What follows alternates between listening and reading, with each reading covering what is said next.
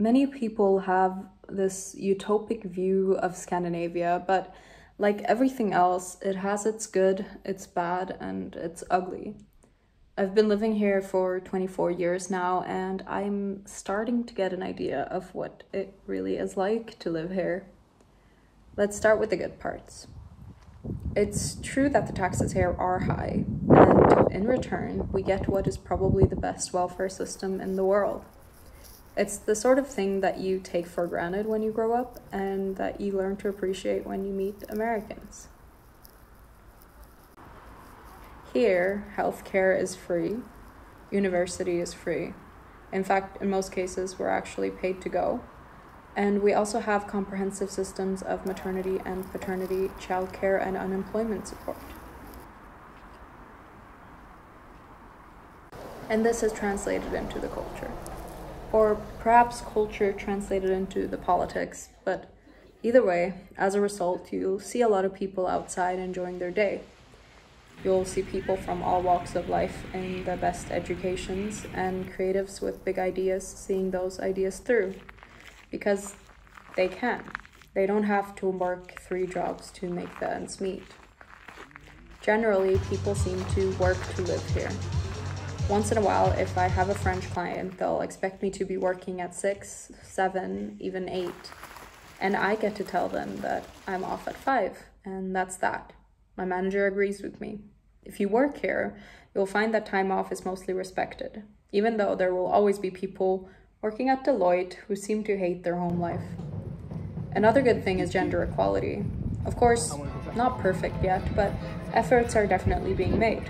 In Norway, there is mandatory military service for both genders now, and in all Scandinavian countries, efforts are being made to ensure that dads take their paternity leave along with the moms. I will never get tired of seeing all the dads out and about with their kids. Oh, and people leave their babies outside when you go to a cafe. It's so they get fresh air. Nobody is worried about the babies being stolen, though.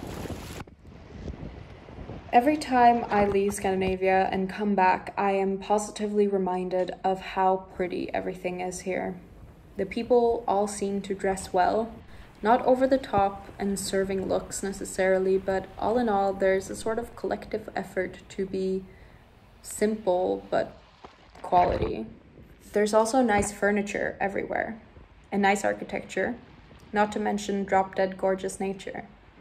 But this is perhaps where some of the misconceptions start. Because Norway has nice nature, Sweden has nice nature, but Denmark doesn't. Not in the way that you imagine Scandinavia anyways. Denmark has some nice beaches and big parks that they refer to as forests, but the dramatic landscape is missing. Luckily, it's not too far from the other countries. Summers here are the best, and winters are the worst. They're long and cold and dark. They mean most time spent inside and seasonal depression. Sometimes it feels like it will never end, but then it does, and it's spring. And spring is actually the best time, because you get to watch people come alive again. Much like the winters, people here can also be cold. They think they are being respectful by not invading your privacy, but it can definitely be lonely sometimes.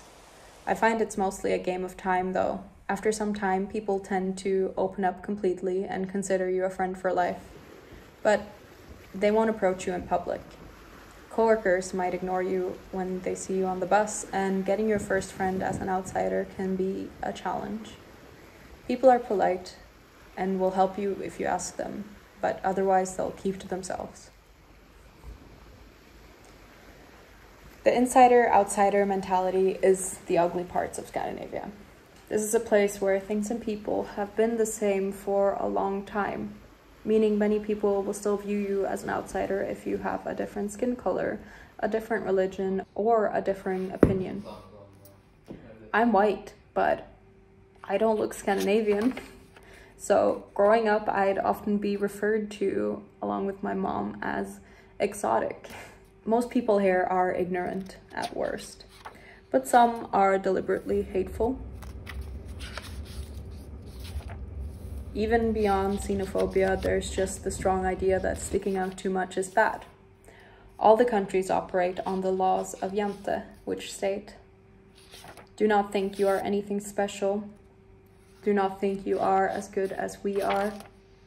Do not think you are smarter than we are. Do not imagine yourself better than we are. Do not think you know more than we do.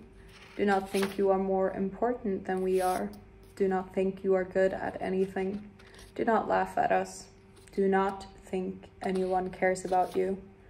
Do not think you can teach us anything. Doing anything out of the ordinary can prove a great challenge in this utopia. You'll often be met with ridicule and what can only be considered some mild to moderate bullying.